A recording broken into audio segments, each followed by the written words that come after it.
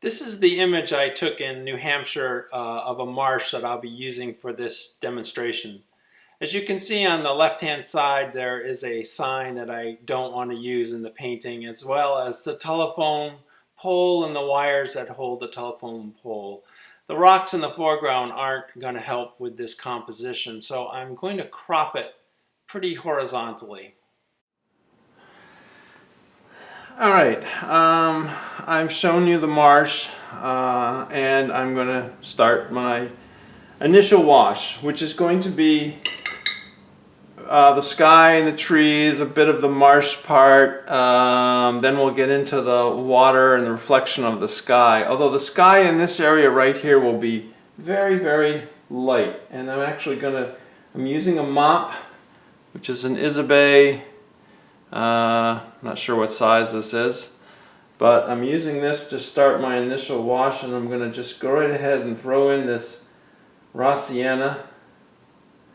I'm sorry that's off camera, but I'm mixing over here. I'm going to go right in and just put in, and that looks extremely yellow, but trust me, when it dries it won't be, as you watercolorists understand. I'm going to switch now. When I get to this grassy, I'm going to use this quinacridone gold, which I've just recently started using, and it's a bit vivid, but it's really nice gold, which I'll probably even have to beef it up some more because that's probably going to be a little light. I'm not going to worry so much about the marsh, the dark marsh areas right now. I'm just going to lift that edge. I don't really want an edge there for later, but I'm going to do the the water, the reflection of the sky, which down in here is more yellow because it's closer to the horizon and it was late in the day. However, this area where the water is reflecting the sky, which is straight above us. So it's pretty. It's not really blue, but it's a light blue. So hold on, I got to clean up my yellow so we don't have a mess here. Then I'm going to go into a cerulean with my Isabey brush, and I'm going to put this base of a very light blue down. Of course, it doesn't matter if I'm hitting the dark areas because we're going to come in and hit that really hard with darks. A little more intense here, and when we come around the corner here, I'm going to add some cobalt to it, which I'm doing right now. Yeah, just to get that gradation of the sky reflected in the water. And again, this is actually going to dry way back. I'm going to add a smidgen while it's nice and wet, just a little rose madder, just a little bit to mix it with the right in this area, just to get that glow, the sky, and that gradation coming down. Okay, cool. Now while that's drying, hold on, I'm going to switch. I don't want the mop anymore. The mop carries a lot of water and a lot of paint, and I don't want that anymore. My first thing is to get into these trees. So I'm going to, it's still a bit damp, but let's give it a try. I'm going to use my cobalt blue with some raw sienna to make it sort of a soft green, because it's way back there, so it's sort of a blue-green. Actually, that's kind of nice that I can let those trees, it's still a little wet there, which is good. It will soften up a bit.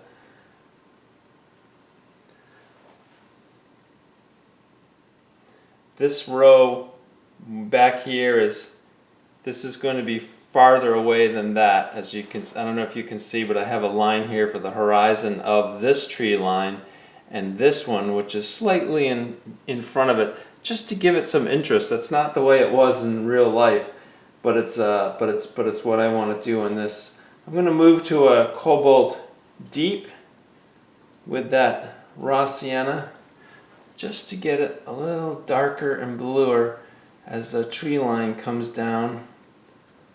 And I'm also going to put a little bit of yellow ochre into it, because it was fall. So there's a bit of, this is the Arches paper embosser there, so it's going to be in my trees. Swell. Oh well, that's okay. This may look dark now, but it will dry back. This area in here is going to be the really dark. Let me just finish down to the tree line here. I'm going to add a little bit of burnt sienna as it comes down to our line right here, where it meets the marshes. Oops, let's not. Guess I got a clump of burnt sienna on my brush. And in here, we'll just lighten that up there. I'm going to take a small brush with just water. I'm just going to lighten, or just wash that tree line a little. It just got a little hard on me. I didn't like that. It's too far away for for a hard line. There, that's better. That'll dry back nicely. All right, we're going to do the next tree grouping, which is a bit darker in here.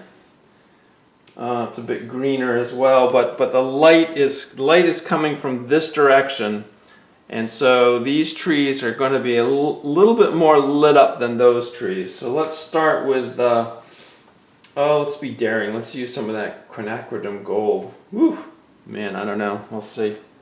It's a bit funny.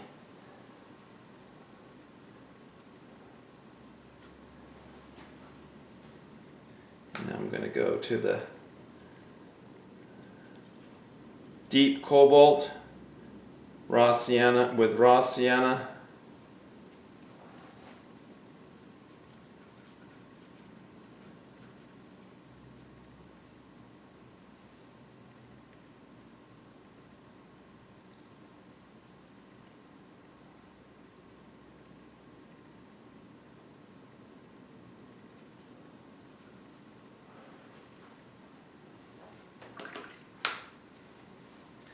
I'm going to take my wet brush again. I'm just going to smooth out those little white areas. Also, let's just streak across this horizon line just to soften that a bit too. Okay. All right, I'm going to continue along here with this. Now there are a few areas of some some orangey kind of trees in there, but I don't want it too bright. I don't want to grab. Let's just put a few spots in, and then we'll continue with the rest of it. Back to that deep cobalt raw sienna mix.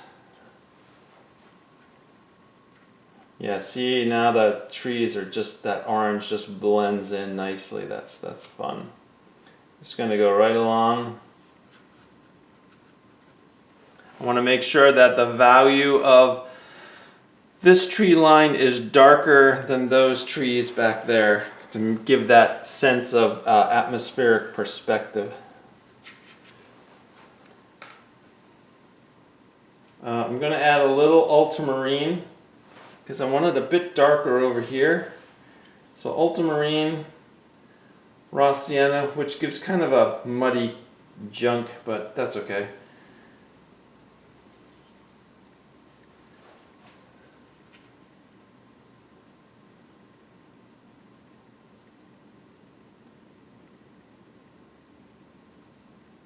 being careful on my horizon there to keep that line nice and straight.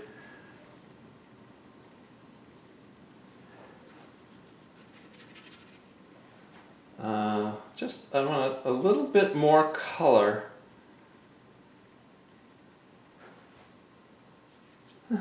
Well, that wasn't it. Let's try it again. Here we go. Yeah.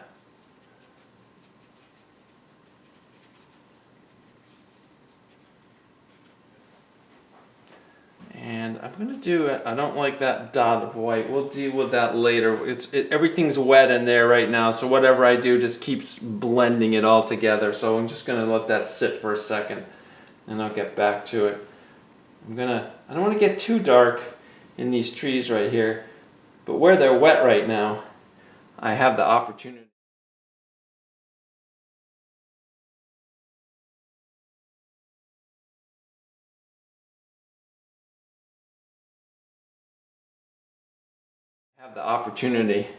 To get in there without it being very dark, because it's wet, it won't come up to what we're going to do down in here, which is going to be pretty dark, because I'm doing some pigment on what's already wet. I don't have a lot of water on my brush right now, because when you're in a wet area like this and you add more paint and water, lots of water, that's when you start getting blossoms, when you're adding more water to what's already wet. But instead, it's wet and I'm adding mostly pigment to this wet area, and that will survive. Let's just give a little dark right in here. You see me kind of dabbing it, but what will happen, because it's wet, it'll blend together.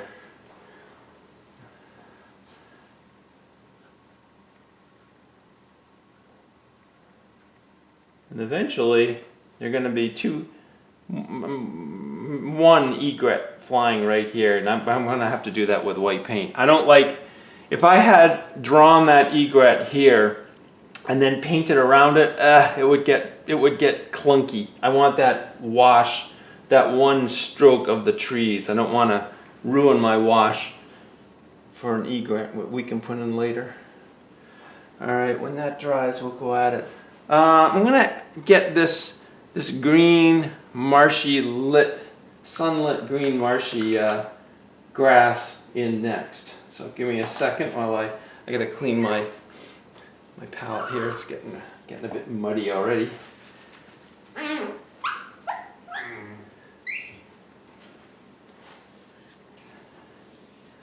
Okay. As my students know, but I'm going to show you, I use the Escoda Perla synthetic brushes. They hold their points extremely well. This is a 14. And I'm going to go back to that quinacridone gold, which is very bright. But I need to add some green to it. I'm going to add a little bit of cerulean. See what that looks. Ooh, that is tasty. So let's see what happens. I'm gonna try some up here. Oh yeah, that's pretty nice. I'm gonna need more mix. I haven't mixed enough, so I'm adding more quinacridone gold, and I'm gonna add more cerulean to get that green, which looks way too bright, but it's. I think that's going to be nice. God, I hope it's going to be nice. I'm going to add a little bit more of the quinacridone gold in there. It's getting a little green because I want that sunlit look to it. There we go. And you know what? It's okay if it matches that. If it touches that horizon of trees, it just helps to soften it. One thing about a marsh, it's very horizontal. And I had taped a 10 by 14, a quarter sheet of paper, but as I worked harder on my composition, I said, nah, it needs to be more horizontal. So I moved I still have this area blank, but I moved the tape up. I like that color. I hope that dries nicely because it has a really beautiful feel to it. For the Marsh, I'm afraid it will dry lighter, which you all know that watercolor does dry lighter. But I like the sparkles in there too. I'm going to leave those. That's the paper. That's the cold press with its little bits of bumps in the paper. Actually, the green over on this side looks pretty cool as it transitions to the yellow. That's not so bad. I just hate that spot right there. We're going to have to deal with something with that. Which actually, by the time we're done, we probably won't even notice it, but still, I'll deal with it later. Okay, just looking where I want to go next. I want to make sure I have a little bit of red in here. I'm going to go back to my rose madder with a little bit of burnt sienna. Oops, it's a little much. And I just want to get a little bit of, yeah, just a little bit of red in there. Okay, just enough. While I have that green, I'm going to extend it down. There are a couple of spots in here that we can cover over later. And it's working in here. Okay, all right, cool. This is very, very dark. This is going to be one of our last things we do.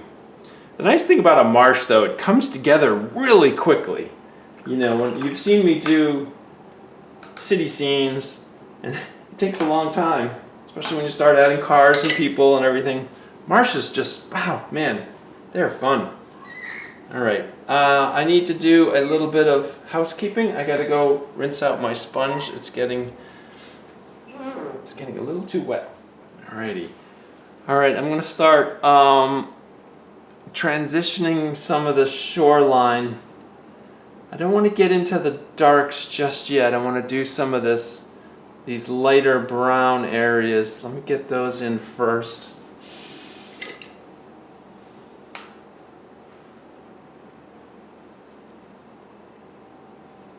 I'm mixing a burnt sienna, but it's way too red. It's way too red right here. So I'm going to take some of this, whoops, I gotta be careful, I'll have a mess here. I'm going to take some of that deep cobalt. See how it just knocks that red down a bit? Isn't that great? Yeah, I'm sorry, I have to do it over here. I have to keep my palette flat.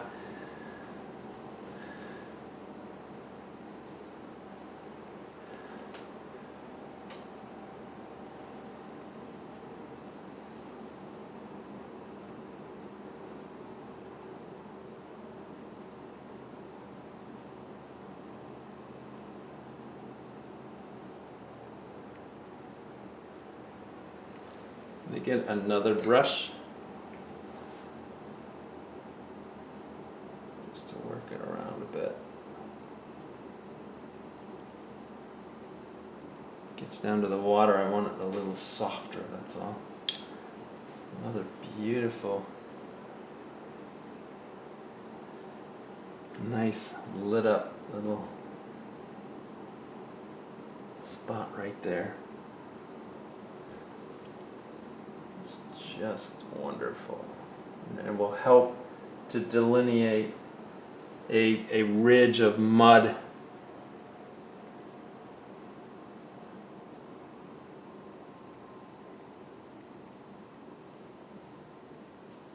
In that area, I'm going to add a little bit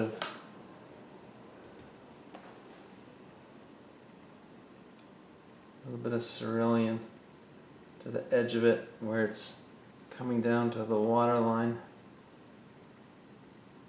Let it mix. To that brown, I'm adding a little more deep cobalt. See how now it's a little darker as it comes around the corner there, which I kind of like. And I'm going to go back to that cerulean. Just let it mix, come around. There's going to be a reflection in the water of this there's like a mud ridge here that's going to be reflected down in the water. All right, that's getting a little hard. Let's soften that up. I'm using a little bit of green in here too now. Okay. I like that hard edge. It's going to be nice against the dark here. This is good. It's got a little brown, but that's okay.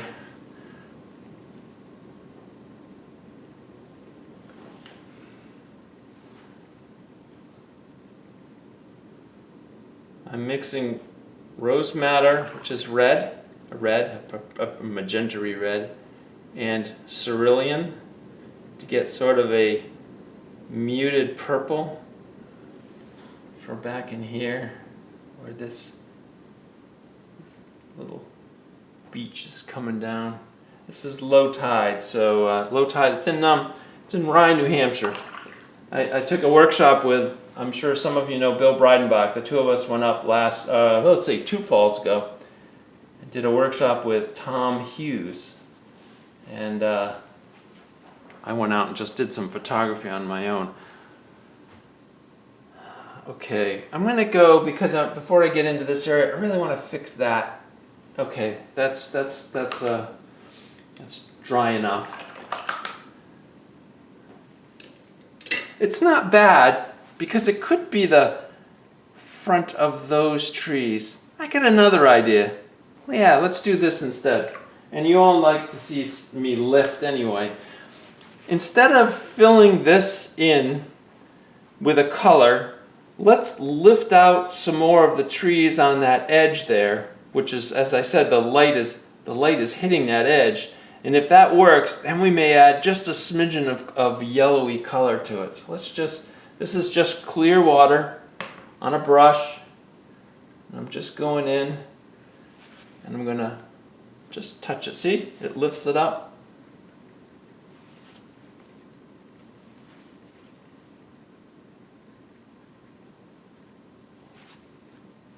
And we don't want a line. It looks like it was looks like it's man-made, so we'll take a little bit more out of there too, which actually that'd be pretty nice. Okay. Yeah, that's better already. I'm going to just soften this in here as well. Just a little bit. Oops. Not a line, just an area. Okay, let's leave that alone. We can come back to that later, okay? Next thing I'm going to start doing is really getting into some of these darks. And the darkest darks will be in the foreground, right in here. So as the darks go away from us, they get lighter. I know that sounds crazy, but they do, because they get more muted as they get farther away. So I'm going to start way in the back here and get those darks going. I'm going to be using, which all of you are going to say, oh no, he's going to use ultramarine and burnt sienna. I just don't know which size brush I want. This looks like it's going to be too small. This is a 10. I'm going to switch to I think a 12. No, it's a 14. Hold on. Where's my 12? This is a 12. That one looks... I'm going to do the 14. Plus, as I told you, it has such a good point that it'll work fine. All right, here we go. We've got a lot of ultramarine blue with some burnt sienna, which gives us a really, really nice muddy black. I'm going to add a little more burnt sienna. I sort of want it on the brown side. And I do have this, probably not going to pronounce it correctly, perylene green, which is a dark green. I'm going to add a little of that to it too. And I'm going to have a small brush. This is a 10, the one I was going to start with. I'm going to have that ready just to help blend if I need it, okay? Okay.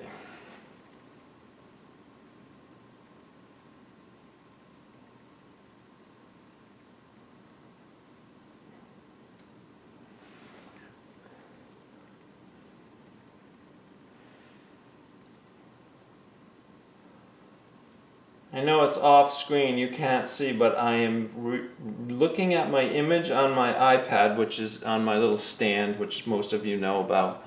But I'm also looking at a sketch that I did, which I will show you at some point. And I'm referencing the sketch now more than the actual image, because I made changes to get this more interesting. But that's a really hard line, so I'm going to just soften it right around there.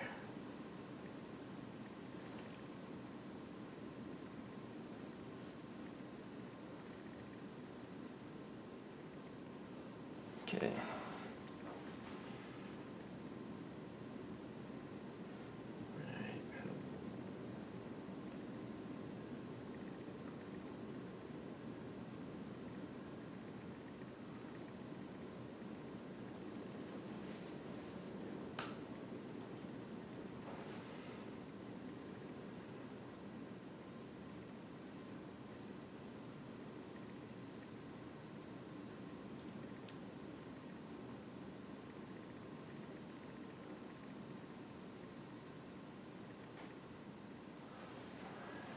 Reflections in the water of the sky are hopefully going to be the magic of this painting.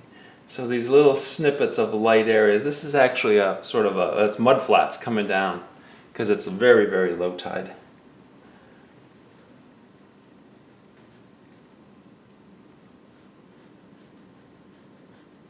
That's better. Just lighten that up. Blend that. Oop, I'm probably gonna bloom because it's very wet. This is I want this to go a little higher. Hold on, just with a lighter brush, with a smaller brush, I'm just gonna, there, it's better. As that goes off to the side. Okay, I'm gonna work in on this area right in here. Back to my big brush. I'm going to add a little alizarin crimson to this mix. It's going to make the mix is what we were using here. It's ultramarine, burnt sienna, and now I'm adding a little alizarin crimson to get it a little purple, just slightly.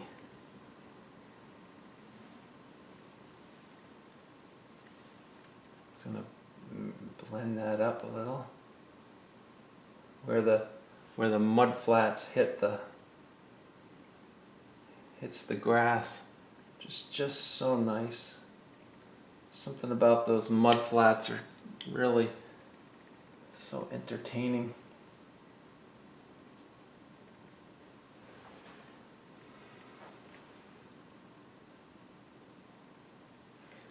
It comes down to the water and kind of skips along. A couple of bright spots in it too, where that sun's hitting the mud.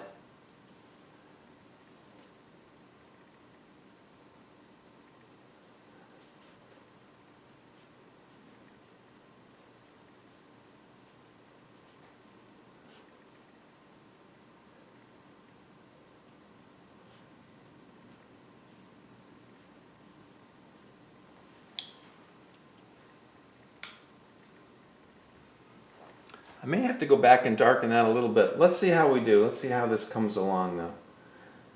In my value sketch, I have it about that value. Soften that a bit. Whoop.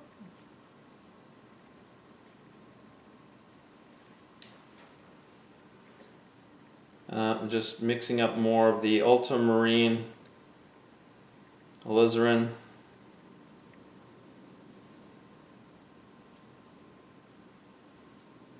and a dash of the burnt sienna.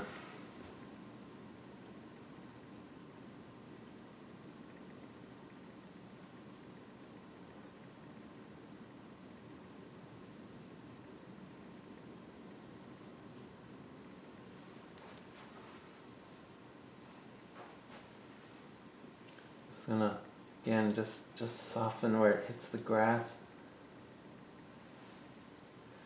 You know, I use a sponge, which most of you have seen, but those of you who have not, instead of a paper towel, I have a sponge, which I can show you later, but the camera won't let me right now.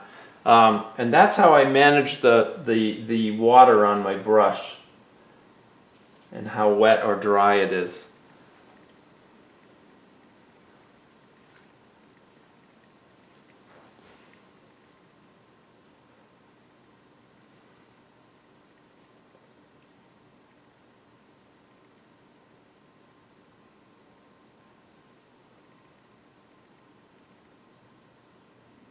Here's that, sort of that beach, or not a beach we'd want to be on, but a beach where the mud flats come in. Just pulling that up. And then there's a whole ridge, another ridge right here, which I'm going to paint around to give it shape.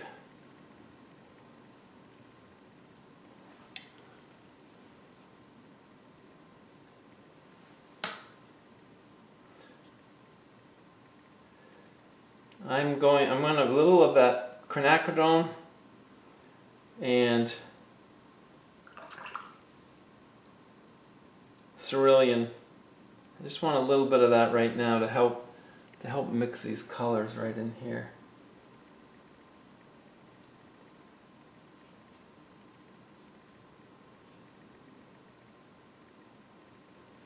I'm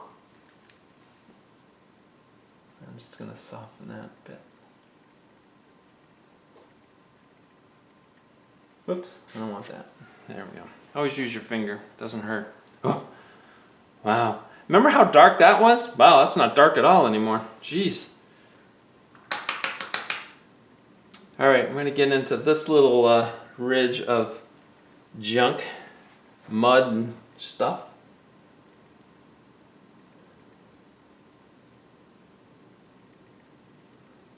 I'm going to dry brush it. Give it a little sparkle. Dry brush is when I use less water, more paint, and usually I keep the brush parallel with the paper, so the hairs of the brush just touch the surface, which is bumpy, and you get those little ridges, which are wonderful, the little sparkle.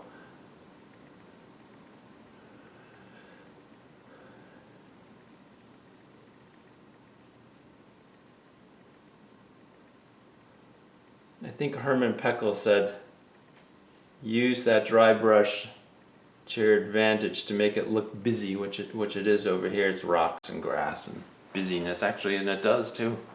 Just got a couple of holes I don't like here. All right.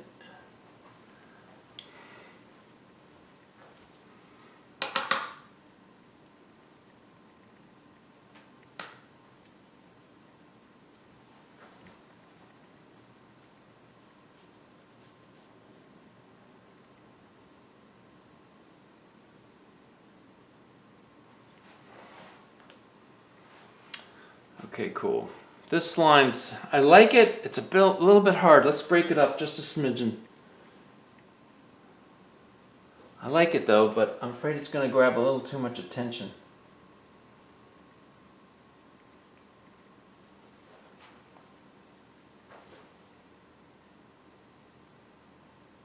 That might be enough just to break up that hard line a little. Okay. No, that value may work. May need to be a little darker right there. Let's do it. Let's just do it right now while I have this color right here.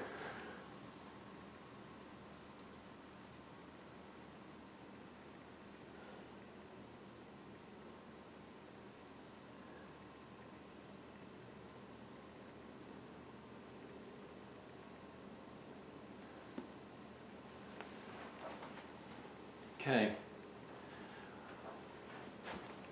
There is reflections of this in the water. I'm going to work on that right now before I get into this land over here. I'm going to stick with that 14 brush that I've been using. Just load it up with, I just need to mix up more paint. Yeah, I'm kind of laughing at myself because, no, actually I'm laughing at you guys because I have very wet paint on here. So when I say I'm mixing up more, it's just that I didn't mix up enough to keep going. I'm not redabbing that dried up little hole of paint most of you have. Well, I know, you know who you are. But, nothing like picking on you in a video. Jeez, come on, Bill. Alright, so this, I'm doing a reflection. I'm in the photo, right? I'm looking at the photo right now because it's got this reflection in here and I want to make sure I pull it off properly. It's really, really nice. Just the way it catches that down and then turns into, you can see the little edges of grass, which I'm not going to do with this brush. It's too much. It's too big.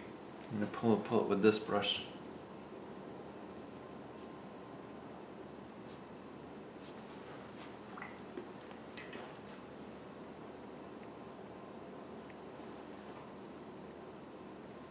I'm just blending where it hits the water, the shadow. It's really in the water there.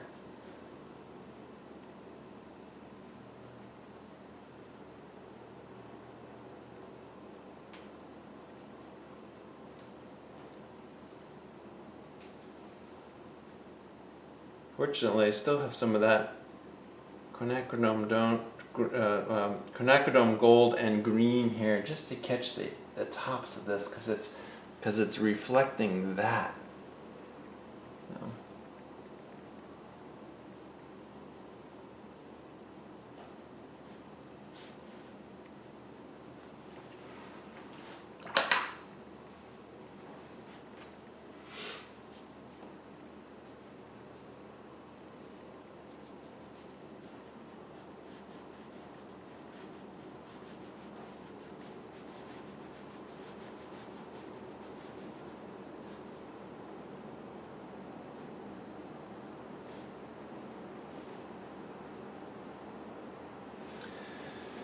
Alright, now we've got the reflection of this one too.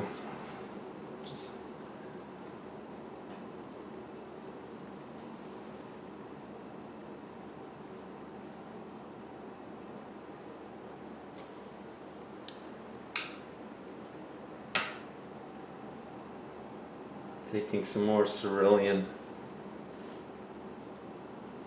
blend the edge of that.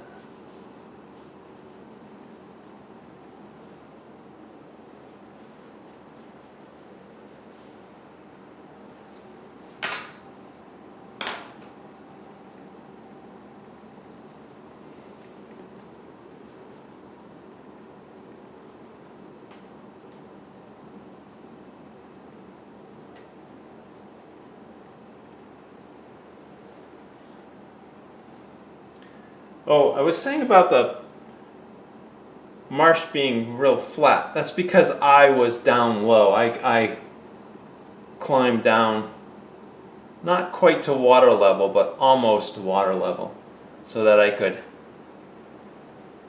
get that flatness I was talking about much earlier. Okay, I'm going to just pull some of that goldy grass down.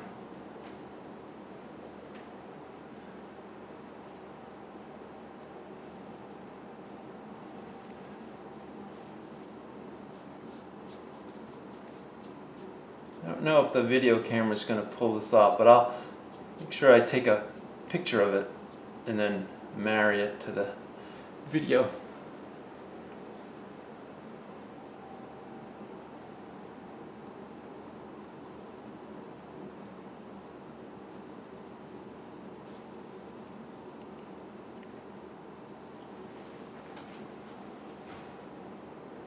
Okay, now we're going to get into the fun. Now we're going to do this big chunky part of painting, which is this other ridge of low tideness coming in Okay, I'm going to, my palette's a mess, but that's all right. This is a whole bunch of color. This is going to be more of a purpley mix. I'm going to use a big brush, my big 16, a Skoda 16 brush. I'm going to use ultramarine, lots of ultramarine, real thick, juicy butter, and alizarin crimson, which is now turning it really purple. You can see right there, dark and purple. Actually, I love that just as it is, but we'll move it along as we go. So I'm going to start over here. Wait a minute, I changed that on my sketch. Oh, okay, all right, yeah, we're fine. I'm just going to come up over here a little bit more like that, cover up that stuff.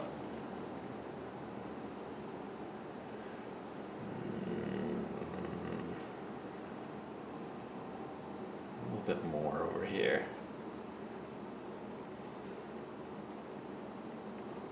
There's a very, yeah, we'll come back and do that later. There's a reflection in here, but it won't be the same color as this. Now I'm going to add to this some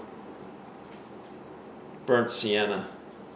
I don't want it to be all the same purple. I want it to be a mixture. Now I'm squinting and looking at this shape. I want to make sure I like the shape that's left behind in the water, which is very important. It might, I think I want to be a little closer to that shore over there, so I'm just going to pull this up a bit, yeah. Okay, I'm going to go back to more of the purpley.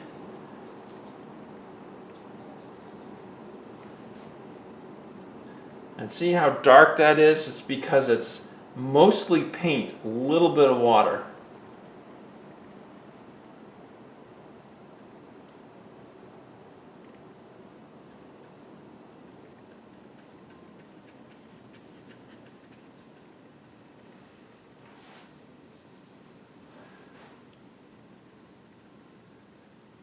So now, as you can see, hopefully you can see, if my head's not in the way, you can see that that water that we put in is just sparkling because we're contrasting it with this deep, deep, deep, dark mud.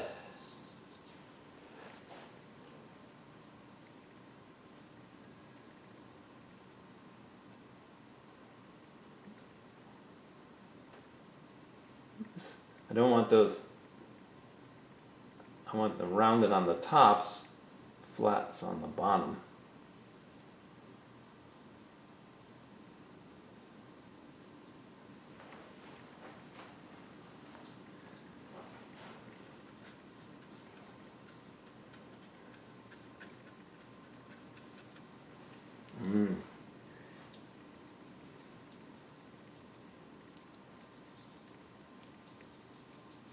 I'm going to throw a little of that pearline green into the mix right now. It really makes it quite dark. I don't want white sparkles on this side because I want those, it's very in shadow, dark rocks where that light is coming. It's actually coming over a ridge where the road's up on the left here. I kind of like the dry brush along the edge of that water there.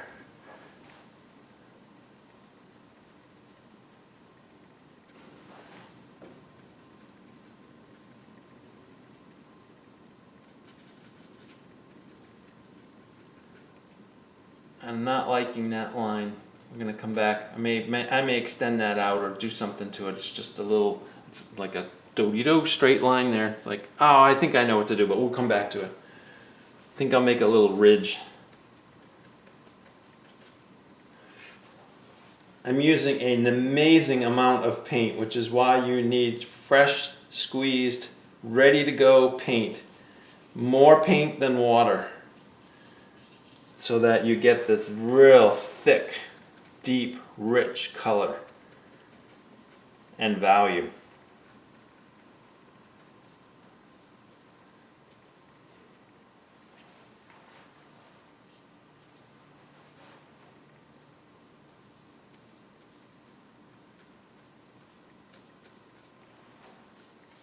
sometimes, I'm going to go off camera for a second. Sometimes when I want this kind of amount of color, I will use a plastic plate and just squirt the paint right on here and mix it up, and then I have a gigantic pool of color to use. I didn't this time. I'm doing it all on my palette, but my paint, as you probably remember from my little plastic cover, is very fresh and always pretty much ready to go. Sometimes I use the water bottle to squirt it up, but don't need it today.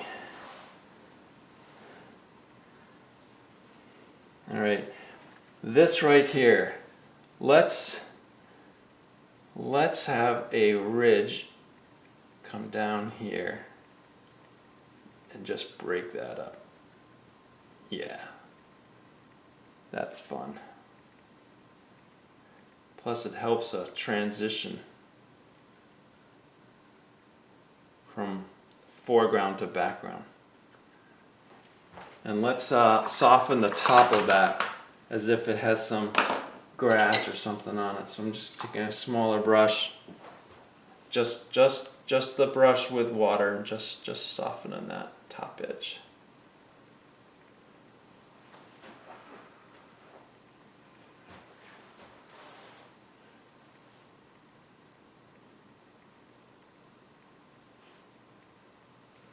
Cool. I don't know if you can see it, but my crop, let me find, oh, here's a ruler. My crop is right here. May even come up a little, we'll see. It's a nice thing about watercolor, we can change that if we want. This needs to be a little darker. Value of that is just a little too light. So I have this wonderful mix I used from this area. I'm just gonna add it in here.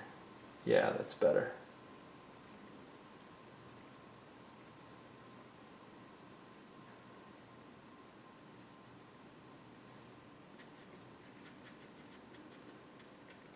I'm using my finger to blend it into what I had already painted there.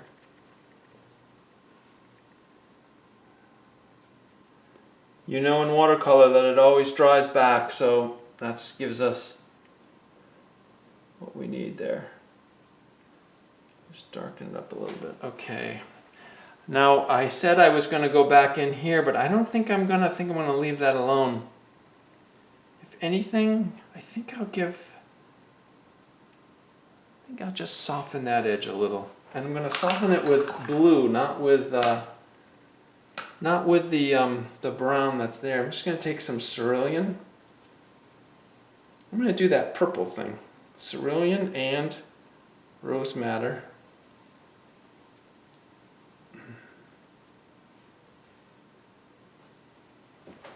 I'm just going to come in under here.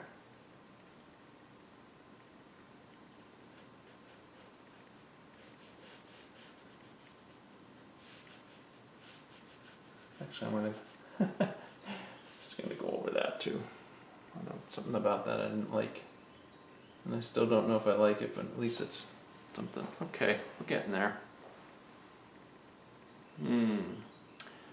This shape, now this is pretty much to my sketch, but I'm worried about this triangle. And I'm thinking out loud here. I'm thinking I may have another rock just to help drift you in. I don't know, that's a pretty nice soft area. Okay, so you know what, while I'm thinking about that, let's go just mess with those trees a little. I'm going to clean off my board, my palette. It's full of paint.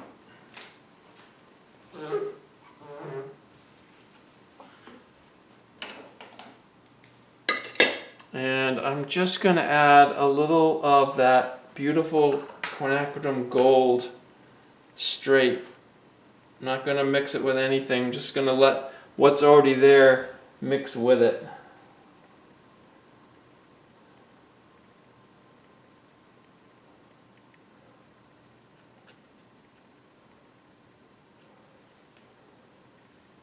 I believe that will dry back pretty nicely. Let's put a little here and there too. Okay. Even though this is taped up, I need to see the croppers. I'm going to get my croppers. Sorry, I don't have them out already. And I'm just going to throw a mat on that and see what it looks like.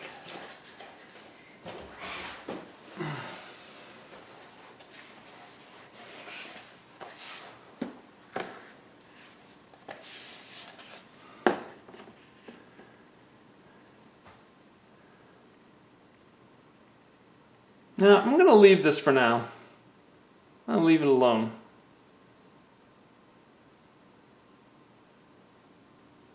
Sorry for the silence. I'm just looking and thinking. Okay. I think I'm going to pause and get ready to put in the bird.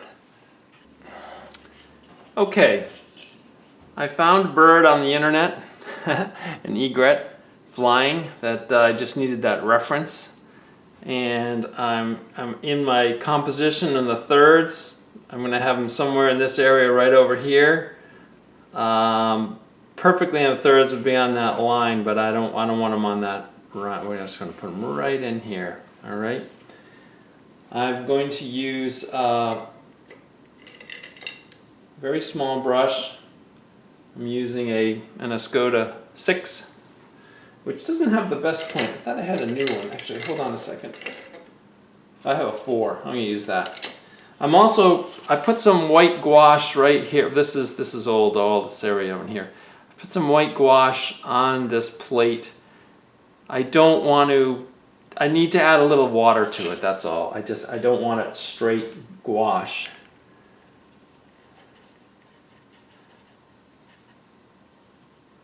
And I drew him in here once while I had the camera off, and he's too big. I just want a small, so I'm just going to put him, I'm going to start with that wing.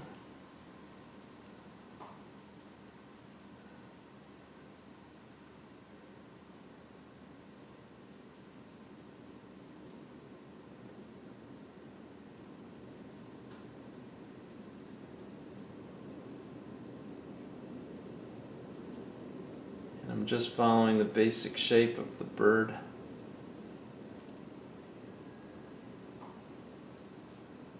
I have to add a little tone to it. I don't want a white hole like this.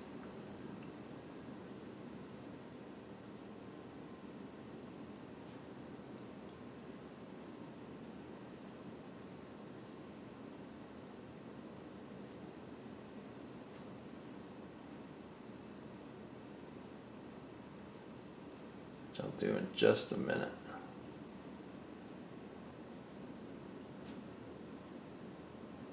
And they have those cool feet which dangle off. Okay, let me just get some tone to him because he's I'm just going to take some lavender, which is my new favorite color.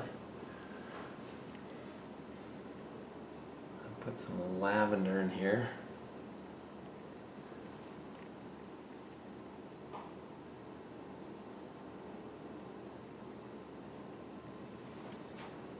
And a little bit of orange on that beak. So I'm going to go back to my quinacridone gold and put a little alizarin crimson with it. Oops, except I've got other stuff on there.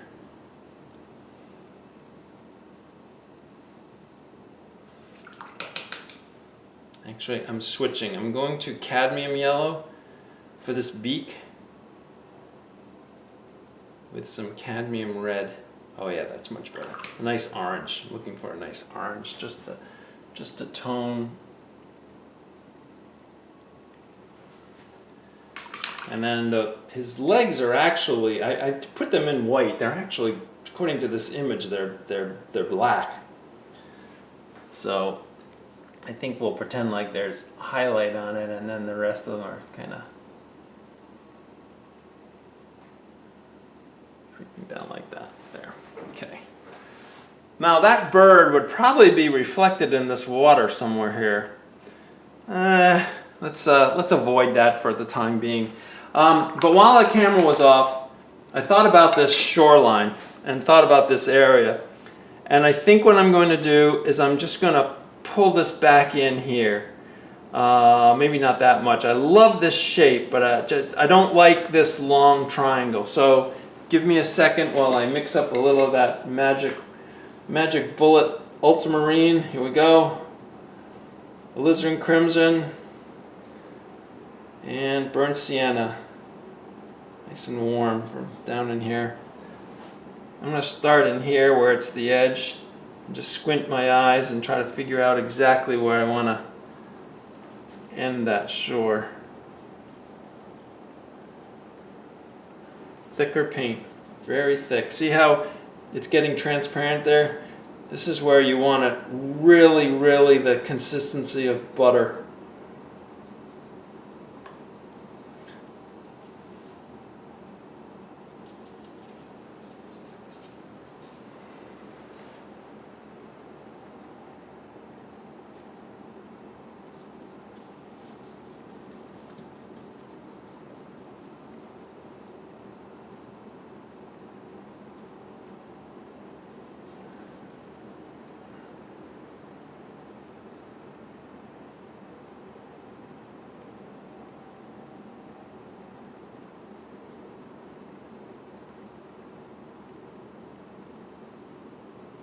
Maybe some rocks like that. Add a little interest to it. This is an odd shape right here.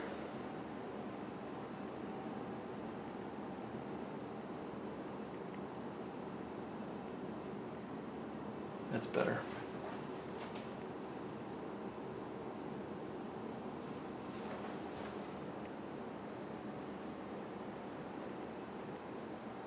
You have to be careful. You can futz around all day and then you've lost it.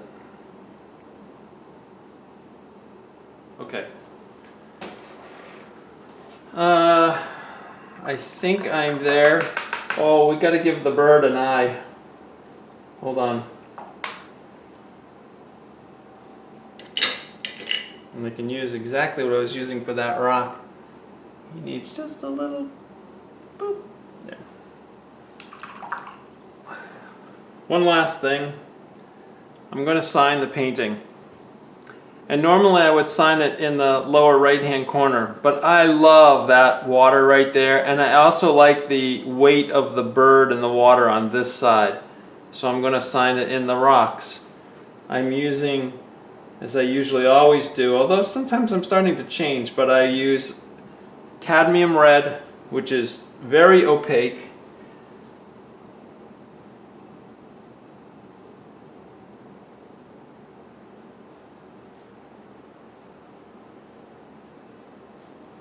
There we go. When you sign your paintings, make sure you sign it with thought. Not only where it goes, what color, but I've seen some beautiful paintings with some terrible signatures that almost ruin the painting. Sometimes they go up the side and it's clunky handwriting. So I wish you'd take time to get a signature that you like. I'm going to crit my painting. There's one thing I really don't like. I position that bird. He looks like he's just floating right on that horizon line, but you know, in watercolor I cannot go back and, well, I could try to get rid of that, but I'm not going to at this point. But otherwise, great. Thank you. I'm glad you're here. Please stay safe, and hopefully we'll all get through this soon. Okay, here's my final piece, but I'm going to do a quick crit. I want some definition in those rocks. I'm not happy with the value of those trees. They need to be a little darker, and I'm not happy with that shoreline. It's too straight of a line, so here's the final fixed up.